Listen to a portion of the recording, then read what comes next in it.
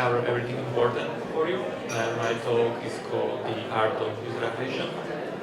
Um, especially focusing on 2025 year, we are kind of moving faster with AI and all the kind of tools, but still I think it's kind of hectic space to be in, especially if we are going to try to drive the profitability, because anyone can run UA campaigns, of course, but when it comes to the profitability and long-term visions, that's what matters. So I will try to cover most of the most important parts of the presentation. My name is Daniel. For those who don't know me, I have been in the mobile game industry for more than 9 years and had the chance and pleasure to work with 50 more different kind of game titles across different kind of stages, from prototyping to soft launching to global launching, and essentially to scaling the legacy type of games that can be on the market for 5 or 10 years. Right now, I am lead UA at Apodium, and a little bit about our company. Very briefly, Apodium is an end-to-end solution for mobile business growth, where we try to drive profit. And we are kind of big company. We have plenty of different divisions. We are having our own platform, our own engine. Then we also have the big machine, which is programmatic ad exchange, which is kind of success for us, as you see these kind of highlight numbers over there. Then we have the Apodium Publishing, which is the team where I am coming from, and that's why I'm gonna talk about the UA and marketing in general in this presentation. So that being said, what's the 2025's UA landscape? If you are a fan of Dark Souls, you can think Dark Souls. It's kind of pretty brutal, I would say. Or if you are a fan of retro Donkey Kong type of game, it's still brutal in some way. And the main thing is that the current situation is pretty crazy. Mainly according to the CPI, it's increasing everywhere, not just only on the mobile platform, but yeah, it's happening almost everywhere. So this is kind of the main cost we need to deal all the time, not just in this year, I would say. I need to tackle all the possible strategies to make it low in order to get profitable user acquisition. And then second was, I like to call it like algorithm chaos. You can see that all the stuff is changing for Apple, Meta, Google, etc., where it's kind of not easy, especially to UA managers, to keep track and to maintain longer UA, meaning no one wants to run UA just for 2 months, right? Ideally, we want to be visible and advertise our product for multiple years, and this kind of algorithm changes, frequent changes, they can basically destroy the overall strategy of the game. And then, last but not least, my favorite one, it's player attention span. I mean, we live in the world, TikTok and socials are taking over. I can feel it also on my side, even though I'm trying to spend as less time as possible on socials, but yeah, we need to feel some kind of different approach from advertisers to grab our attention, and this is my struggle, and therefore that's why CPIs are increasing basically every single year, because we are kind of battling against each other to try to come up with some new ideas, to make something new, but then this is the main challenge. So if your strategy is kind of outdated and you are still in year 2023, let's say, and you are not aware of these bosses that I just went through, then it can be pretty easy game over for you, because yeah, what's going to happen is that budget burns, studios are closing, and the main reason is that back in the days, like 6-7 years ago, UA was important, of course, but it was much easier to gain organic traffic and to basically build portfolio thanks to the ASO and be competitive and basically acquire plenty of players of the audience to your game. But right now it's completely different, and therefore I would say the UA is more essential than ever. And yeah, basically no one can rely just on organic traffic anymore. Yeah, especially bigger studios or the games where the game design is needed, where you need multiple divisions and basically have plenty of team members to keep game live and competitive in the market. Then yeah, organic is not gonna save you. So long story short, UA needs to be running all the time. So I would like to show you my 3 personal favorite power-ups for year 2025. Yeah, they're going pretty general, but yeah, let's try to cover some highlights and hopefully you will find some inspiration at least from some of them, because it's not going to be fully focused on user acquisition only, but yeah, I will cover also some data stuff and creative stuff as well, so hopefully everyone can enjoy it. So let's start with power up number 1. I would like to call it channel conquest. And yeah, I put some research over here. The Sensor Tower 1 is very nice and kind of interesting to me. They're kind of predicting for 2025 that around 40% of the traffic will come from more non-traditional channels, which I personally don't believe. I mean, the trend is definitely there, but the number is pretty high. I would say somewhere around 25-30% should be good, but even though 25-30% non-traditional UA channels is a huge portion of not just traffic, but potential players, potential spending, activities, funding options for UA teams, etc. So yeah, it's pretty huge, and this should be definitely on your radar if you are still kind of stuck and running UA with just a couple of networks where you feel comfortable, right? You need to step forward and definitely try to test as much as you can, because there are plenty of them on the market. Yeah, it's true that 6, 7 years ago it was just about Facebook and Google rotating these two different kind of cycles, but right now I personally hate Facebook, but I love them pretty much. Yeah, right now it seems like they are not competitive enough at all with the big guys like gaming exchanges like Apple, Unity, etc. So of course it's individual based on the game. I'm not gonna say that meta can't work, but for us right now, yeah, it's terrible. It's kind of changing every single year. I'm still waiting when the time comes, then I cannot say it's good, but it's not bad.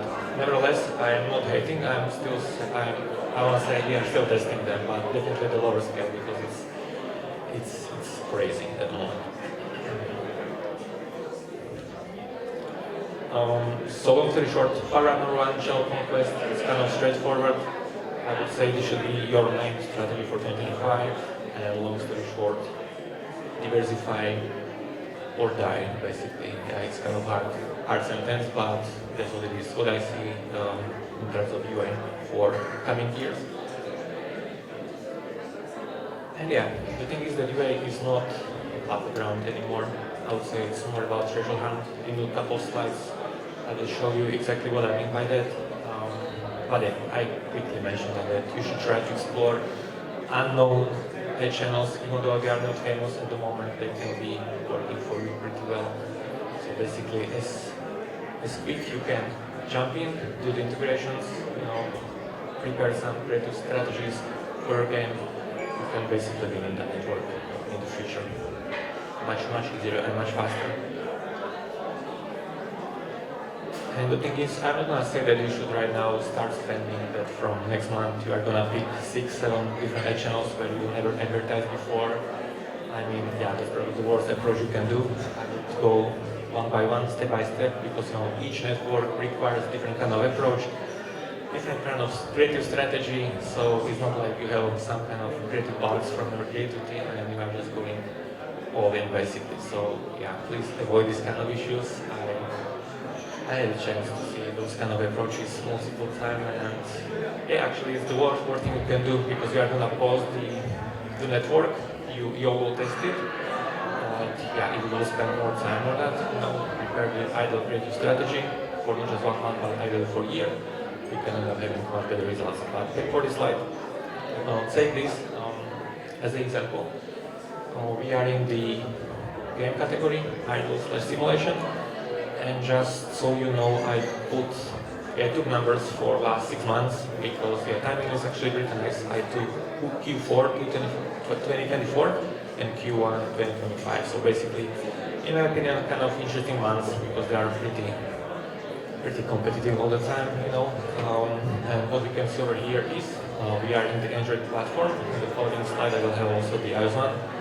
And what I'm trying to say is when you have this kind of breakdown, as we do with our platform, I try to keep it simple for this presentation purposes. So we have breakdown by networks, breakdown by CPI, spends, you see retention levels from D1 up to D30.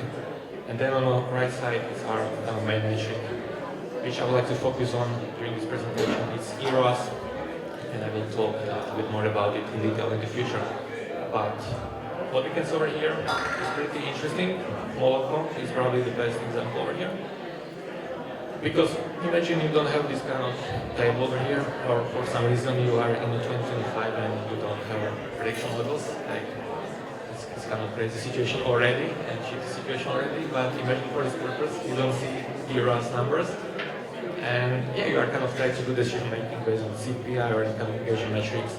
And in this case, you'll be kind of pushing heavily in Molotov because it's not just any kind of luck.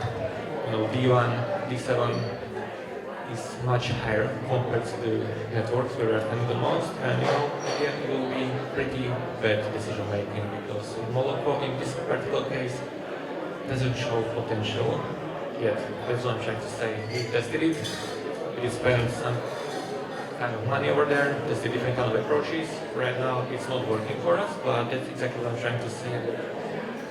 You need to test it and keep testing it at lower scale, of course, to save budget, like keep it 80-20 in a ratio, spending 80% on the network where you are driving the growth in a long-term view, but at the same time test the new kind of networks, even though Molotov is well known. In the next slide I will have some type of networks that maybe also you never heard of. So that's my advice for you to try testing something new. And another good example is the CPI. I personally hate CPI. I don't care what CPI looks like. I'm still fighting it to managers and everyone who is trying to kind of showcase. But last week is a pretty high CPI. What happened? I don't care if the ROAS and performance is stable. Of course, you're gonna have some ups and downs. Market is changing. You can keep the CPI at low levels. So over here is also a good example. See, first one is a plugin, and then we have Google. A plugin is 2 times expensive compared to Google, but when we check the performance, it's at the same level. So please don't always look at CPI metric as a decision making. It's true that I try to also compare all the different engagement metrics, but when it comes to decision making, the ROAS is the most important one and always should be. And for the iOS platform, iOS is even more interesting. If I had this kind of session like 2 years ago, everyone is struggling with iOS. It's still the thing. It's kind of attribution issues, but this is, by the way, the same game, same report, let's say, same time frame, last 6 months. And you currently see the huge differences, not just in volume of different channels tested, but also in volume of spend. So please don't be scared. Of course, you need to have the solution, how to track the iOS. That's the most important and the hardest part. But generally speaking, as I work with so many games, like I would say almost 80-90% of them are performing better on iOS because the game is kind of really good. So if this is your problem, and for some reason you are still dealing with some iOS tracking issues, I would put this like the priority number 1 because you can see how much money you can actually spend. So it's pretty nice. take to the slide, we see the same trend as with the Android, meaning the CPIs, we have two different scenarios where the CPI is low, which at the paper looks fine. We are buying cheap players, but yeah, the ROAS is metrics we take care of, and it doesn't really make sense. And then once again, local in this case, you see a huge difference. In addition to opportunity, I mean, also for me, it's kind of crazy to see, to have the one of 54% or 38. The normal sense would tell you that Unity needs to be closed if we are way below our benchmarks, but yeah, when we check the forecast, it does actually make sense for us to some extent. So please, long story short, build prediction models, especially when you are having the breakdown by the networks. Each network has different potential audience, so different audience with, so we can actually compare and expect the same potential levels for each network. Therefore, it's really hard to do clinical decision, isn't it? Then power up number 2. I like to call it predict your ROAS radar, and yeah, you can imagine it like the better forecast. Of course, if you are familiar with the predictions, like the weather forecast. It's like better forecast for your UA campaigns, UA channels, UA assets, UA credits, whatever dimension it can be.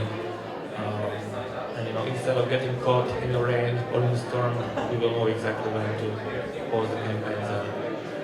I would say in 2025, moving forward, it's all about the budget, as I mentioned, diversification, but at the same time, yeah, giving those kind of signals at the right time, because yeah, I have experience running campaigns for a couple of years, for a couple of months as well, and of course, on holistic type of view, when you're running campaigns for a couple of years, the raw number looks great, but yeah, you need to check also the different kind of dimensions, last weeks, last months, because it's not going to last forever, and therefore you need to have this kind of predictive ROAS radar.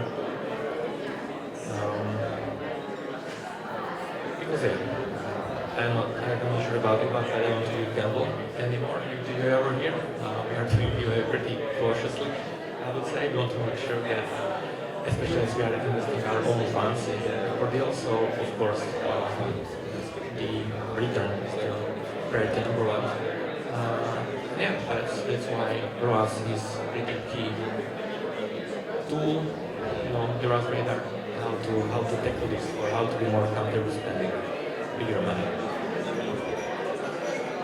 So this is a snapshot from our platform. But what I would like to show you over here, because in the industry everyone is talking about predictions, like in general you should have the US predictions. I mean, good for you, it's already a success. It was in the case for multiple good companies back in the days. But what I can see right now, and that's my own prediction for the future, and it's for 2025, that UA-focused predictions are not gonna be suitable, are not gonna be enough, basically. Because due to the things I mentioned at the beginning, and therefore, if you have a chance, you have the resources and data science behind that, please try to combine it with the organic as well. This is what we do basically when we run the campaigns, and the slides I showed you, we are using the EROS metric, which stands for, over here, for the combination of UA plus organic, and in the following slides you will see how huge differences are over there. So yeah, please try to think, if you don't have this already in your pipeline, how to do that.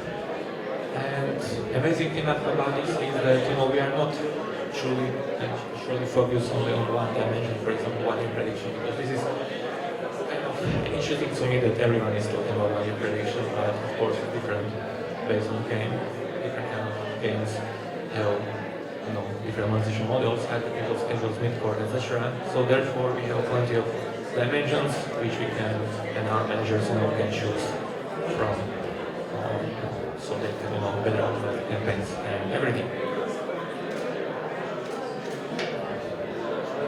So this is another real example. Right now we are watching breakdown by the campaigns, and just to make it simple, we will just check the spend and ROAS the 365 forecast in red highlight is only UA, as I was just mentioning, and the green one is including the organic. So imagine you don't have the right one, and you are your manager, and you're managing the campaigns. So from this report, you will kill, and your goal is obviously to run profitable UA and be break even about 100% ROAS. So from this file, you will pause, you will kill 4 campaigns. Versus if you will have the predictions, it will be just one. So now you get the drill, and with networks it's even more important, I would say, because it's kind of huge difference and can be a huge lifesaver for UA leads and any kind of growth managers to have any kind of additional action available, right? And in this case, if you will be doing decision making only based on UA data, we will probably kill five channels: Unity, Aerosource, Molotov, and Liftoff. But when we take the consideration organic, it's just 2, right? And we can go with additional 3 ones. So yeah, I already imagine how big it can change not just your overall US strategy for upcoming years, but basically to have the possibility to be competitive, because organic can play a big role over here. And I'm not sure if you know about the network edge over there. That's the one I was mentioning. It's kind of new. So yeah, it's exactly the thing what I'm trying to say. Like, of course, to get to this kind of point, it's kind of a process. But once you have working 1-2 channels at a higher scale, you can easily afford backtesting in the background any kind of channels in the market to gain advantage in the future. Yeah, as you can expect, this is why it's so effective for us. We can have this kind of breakdowns at any kind of level. Managers can manage ad channels for better budget planning, budgeting planning, and UA guys, the creative guys, and deep dive more to the creatives as well. Where in this case, it's also a huge difference, especially for UA guy, to work with 1, 2, 3, 4, 5, 6, 7, 8 creatives, or only 4, right? So yeah, of course. Long story short, we are using EROS predictions for everything to make our lives easier and to actually see the potential of the game, credits, networks. Alright, then we have the gross profit planner, but I will skip this for now because I'm not sure if I'm gonna have enough time. But feel free to ping me after. I'll be more than happy to show you and explain this to you in details, because it's kind of complicated, but especially for the guys, if you are a lead or growth manager, it can be important for you. It's kind of my own hack, let's say, how to plan future budgets. And then we have the last part, the last core, which is creative shapeshifter.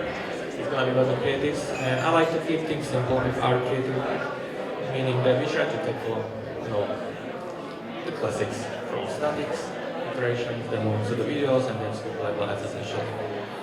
But as I used to do this kind of approach for multiple years, I can say a couple of years ago I was kind of pushing for statics because I saw a huge potential in them, but right now I'm not a big fan of them. I mean, labels are taking over the market, so if you are really interested in scaling, I mean, you can run statics of course as well, for proving some kind of hypothesis. But if you are really into scaling lines, I mean, statics are not gonna unfortunately save you. So just keep that in mind. The inventory is pretty limited over there. But on the other side, what I like about statics, and you probably know about this, is not any kind of rocket science. It's very cheap. So as I mentioned, if you need to prove some kind of hypothesis, you can produce them at a faster pace. That's pretty much the main advantage of the static. And over here on the slide, I would like to mention, these are not like the examples I was referring to. These are definitely not the best creatives ever. I'm just trying to share with you our approach I'm having with our creative team lead. So understand these kind of angles as our brainstorming session. So I really hope if there is any kind of game manager or creative lead that this is kind of workflow we also have. Long story short, we are having on a bi-weekly 3-hour sessions where we go through all the creators we did produce for our partners. We try to bring all the data together from the reports I just shown you, and are basically doing decision based on that and planning for future production. And all I like to do is to keep 3 different angles for no matter what kind of client or game it is. The left one is focused for kind of a different hook. It can be more fun oriented, you can use plenty of memes. The goal over there is not go full AI. It should be visible what the game about. But we are just trying to play with some kind of fun visuals. In this case, we use the retro windows and the game inside the windows. So yeah, the first angle is focused on the fun kind of aspect. The second one, the middle one, is quite straightforward, gameplay oriented, pure gameplay. So we are not misleading any kind of potential players. We are just playing with different kind of call to actions and text combinations. And the third one, of course, as you can probably expect, AI, any kind of completely different stuff. So basically these 3 angles we are producing, not just for the statics over here, but of course also for the video and also for the player plans. And at the moment, what works for us, AI for some reason doesn't, but it should change in the future. So that's why this is another example why we should not stick just to one direction. Everyone is pushing AI. I'm a big fan of AI. We are using AI mostly on the ASO, but on UA so far we didn't find success yet. So that's why we are still constantly testing as much as we can. When it comes to the video assets, video assets, I'm a much bigger fan of them, of course, because they are essential on each channel. And I would probably just highlight over here that, the main problem is that the attention span is slowing down, as I mentioned, right? So even though you are having static images focused for humor, try to attract the audience much faster, I think we should also do the same with the video assets. I personally feel that the hook, the intro, needs to be within 3 seconds. Last year's it was 5 seconds, was kind of enough, I would say, but basically everything is shortening. And this is the main challenge, mainly for the UA creative teams, to come up with some new and fresh ideas how we can attract different kind of audience. And one quick tip for everyone. We are in 2025, so I really believe we are doing that, but if for some reason don't, always use text layers for those kind of people, including me, that like to watch ads without the sounds. It doesn't cost that much, and can actually increase conversion pretty nicely, because believe or not, there are plenty of players and potential players that are watching for some reason ads without the sounds. Over here on the slide, I would like to show you our approach about the iterations. I'm pretty sure that you are familiar how iteration works. My kind of approach with our creative lead is that once we find working asset, I want to switch complete focus for all future production, and we will just be stuck in that one working creative for quite some time. It can be a couple of months, a couple of quarters, because if it's proven that it's working, you want to squeeze as much as you can from that same kind of creative aspect, and you just need to find different kind of ways how to attract different audience. And this was the case over here. We did YOLO test with the doctors. These are basically the video assets. I just took screenshots from the intro cards. We found out that doctors are appealing very great. It's a puzzle game, so of course after the intro there is the gameplay. But once we found that the doctors are for some reason appealing, even the game doesn't have any kind of connections with doctors, we started producing plenty of them. You see a couple of examples over here. Long story short, my advice would be, if you are already doing iterations and are kind of stuck or are you not sure how much you should spend of resources on that, I like to keep the ratio of 70-30. So basically, 70% of resources can be time of creative motion designers, UI managers, etc., running those kind of tests, and the other 30s are still going towards new untested concepts. And ideally, this number should go even higher. Like you don't want to be in cycle of testing something that you believe works, right? But you should do decision making based on what audience is, because believe or not, once I receive this kind of production batch from the team, I personally like this iteration the most, but yeah, surprisingly, it wasn't the case. It was the most preferred one. Yeah, because the game is focused on age group of 40 plus, but this is a thing that we should do decision making, especially the creative based on the data, the feelings, and personal preferences should go away in this case, I would say. And then last but not least, quickly about the playable assets. And yeah, these are my favorite ones. They weren't like 4 years ago. They were not cheap at all. It was very hard to produce. The moral process took so long, and yeah, basically UI guys get annoyed to even test them, I would say. But right now in 2025 and moving forward, I would say this is pretty essential, especially if you saw the budgets I was showing on the previous slide. Those kind of specs are only possible with the combination of playable assets and video assets. So yeah, if you have the game that has solid metrics and you really try to scale as much as you can, and for some reason, if you don't produce playables, you should definitely do that. So yeah, and yeah, it's kind of well known that with playables you can expect the highest retention rates. Of course, the CPI and overall costs are higher, but at the end, the value should be, and it is for us at least even better. So that's why I'm saying I personally don't care about the CPIs. Of course, we are watching them, I'm also watching them to see how the trend evolves and is moving, but yeah, any kind of decision making is not based on that. And once again, these are the snapshots from the intro of the playable assets, where I just wanted to show you also pretty interesting examples.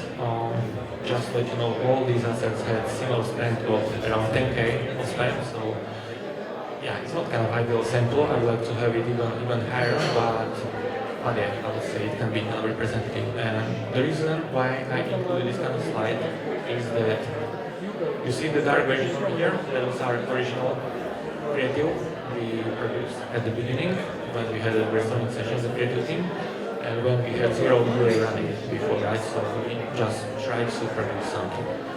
We put it to the test. The CPIs were pretty nice. And that was the reason why we decided to do some kind of iterations. But as you can see, ERAS basically is not profitable. Then we produced multiple iterations. In fact, we produced around 12 of them, and only these two, basically the left one and the third one from the left, are the winners. So you can also do the math. It's not kind of ideal success rate, I would say, but still, if from 10 or 12 creatives you can find 2 winners, it's more than enough for you, or at least for me. Because then, in the next round, what I'm gonna do, I took these new winners and we'll prepare additional 10 iterations based on that angle, and we will do the same with the number one, right? So it's kind of success process. That's why I'm a big fan of doing iterations, and that's why I'm switching, especially in 2025, the whole focus of resources towards iterations and not only towards new angles, because yeah, this is what works for me, at least at the moment. Yeah, it's not very short. Last slide. Okay, it's just basically summary. What are my kind of thoughts for this year? So unfortunately, I had no chance to go through the gross profit calculator. But I'm more than happy to share with you and show it to you. I would say don't focus on the CPI, as I mentioned. The metric, it doesn't make sense for me in terms of personal marketing. Everything should be related to the prediction, because you want to predict the future, not just the current state that last week for some reason was really crazy because some big competitor wants the game or launches something, right? So KPI, CPI, keep that in mind and don't do any kind of decision making based on that. And yeah, balance everything in terms of creative production, as I mentioned. If you are not doing that, I think I would personally start with this because it's not that kind of money heavy compared to the prediction models. You need data sciences and a lot of backtesting, but balancing creative innovations and preparing different kind of iterations can help you basically when you decide to start testing that. And last but not least, UA is a big game, so don't forget to have fun. Yeah, thank you very much for the attention.